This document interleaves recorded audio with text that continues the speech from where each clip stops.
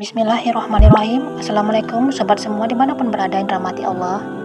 Kali ini kita akan mengupas tentang kisah peristiwa Muharram, kisah perjalanan Nabi Idris alaihi wasallam menengok surga dan neraka ditemani oleh malaikat maut. Disebutkan bahwa Nabi Idris diperkenankan oleh Allah untuk melihat surga dan neraka. Permintaan tersebut dikabulkan dan beliau diantar oleh malaikat menuju langit. Malaikat yang menemaninya juga unik, bukan Jibril seperti lazimnya. Nabi Idris alaihissalam ditemani malaikat maut Israel. Nabi Idris merupakan salah satu nabi yang memiliki kedudukan cukup tinggi. Pasalnya, nabi yang ceritanya dikisahkan setelah Nabi Adam tersebut merupakan sosok yang sangat cerdas. Nabi Idris juga merupakan satu dari sekian nabi yang Rasulullah jumpai kala perjalanan beliau ke Sidratul Muntaha. Dan ceritakanlah Muhammad kisah Idris di dalam kitab Al-Quran. Sesungguhnya dia seorang yang sangat mencintai kebenaran dan seorang nabi, dan kami telah mengangkatnya ke tempat martabat yang tinggi. Quran Surat Maryam ayat 56 hingga 57. Nabi Idris diberikan oleh Allah kepandaian dalam berbagai bidang ilmu dan keterampilan. Beliau juga diberi kemampuan untuk menciptakan alat dalam upaya mempermudah pekerjaan manusia.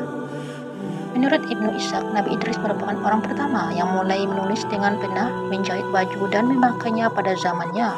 Orang lain masih memakai kulit binatang, kulit hewan, dan manusia pertama yang mengerti ilmu medis. Suatu ketika malaikat Israel memohon kepada Allah untuk diizinkan turun ke bumi. Alasannya ingin menemui Nabi Idris, namun bukan untuk memenuhi urusan mencabut nyawa, melainkan karena ingin berkunjung saja. Allah pun mengizinkan. Singkat cerita, malaikat Israel pun turun ke bumi, membawa beberapa makanan untuk diberikan kepada Nabi Idris. Nabi Idris pun awalnya mengira bahwa malaikat Israel adalah tamu biasa. Itulah kenapa Nabi Idris tidak curiga sama sekali dan menyambut tamunya tersebut dengan ramah tamah. Bahkan Nabi Idris mengiyakan saat tamunya tersebut menyebut ingin menemaninya dalam menyebarkan ajarannya. Mereka pun selama beberapa hari bepergian bersama. Namun setelah 4 hari, Nabi Idris merasakan ada yang tidak biasa dengan tamunya tersebut. Nabi Idris pun penasaran dan bertanya, "Wahai Fulan, sebenarnya siapa dirimu? Kenapa engkau ingin menemani aku dalam menyebarkan ajaran Islamku?" Tanya Nabi Idris. "Aku sebenarnya adalah malaikat maut," balas Israel kepada pertanyaan Nabi Idris. Nabi Idris pun terkejut mendengarnya, dan dia berprasangka bahwa alasan Israel mendatanginya adalah karena waktu hidupnya sudah habis. "Wahai malaikat Israel, ada apakah gerangan engkau datang? Apakah engkau datang untuk mencabut nyawaku?" Tanya Nabi Idris lagi. Namun Israel tidak mengiyakan. "Sesungguhnya aku hanya datang untuk mengunjungimu dan Allah mengizinkanku." Lanjut Israel lagi. Nabi Idris pun terdiam, namun beliau memutuskan untuk menerima segala ucapan malaikat Israel dan melanjutkan kesehariannya. Nabi Idris dan malaikat Israel berkehidupan layaknya seorang sahabat. Terkadang mereka mengobrol dan membicarakan sesuatu hingga pada suatu hari Nabi Idris meminta malaikat Israel untuk mencabut nyawanya dan menghidupkannya kembali. Allah pun mengabulkan hingga pada akhirnya malaikat Israel mencabut nyawa Nabi Idris, dan Israel bahkan merasa iba saat melihat sahabatnya tersebut kesakitan. Singkat cerita, Nabi Idris mengajukan sebuah permintaan. Ia ingin mengetahui bagaimana surga dan neraka. Ini dilakukan agar dirinya mengingat azab Allah Subhanahu wa taala. Malaikat Israel pun diminta izin pada Allah untuk membawa Nabi Idris ke neraka.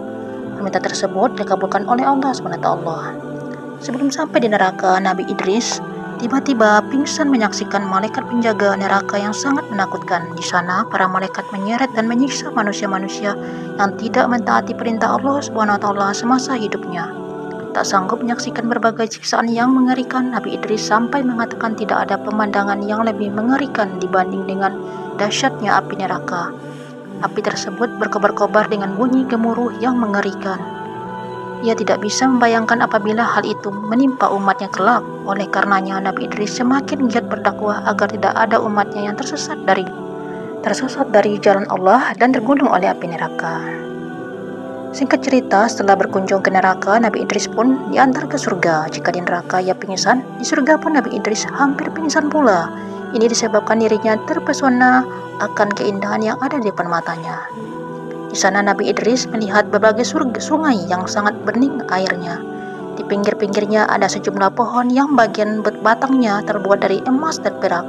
Selain itu, Nabi Idris juga menyaksikan istana-istana yang disediakan bagi penghuni surga.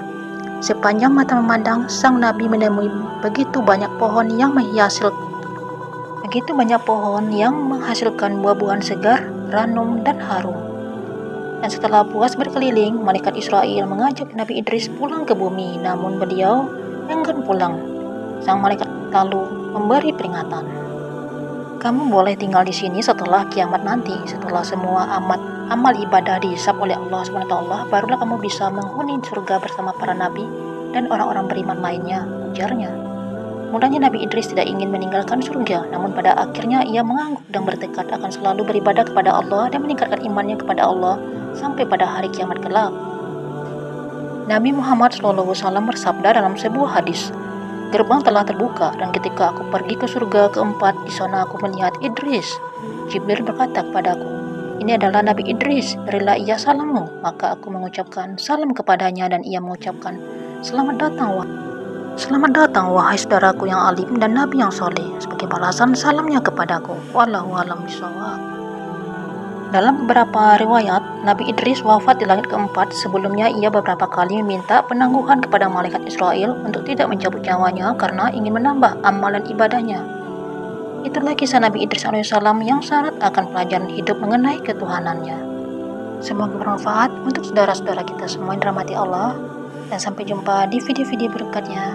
Akhir kata, wabillahi taufiq wa hidayah. Assalamualaikum warahmatullahi wabarakatuh.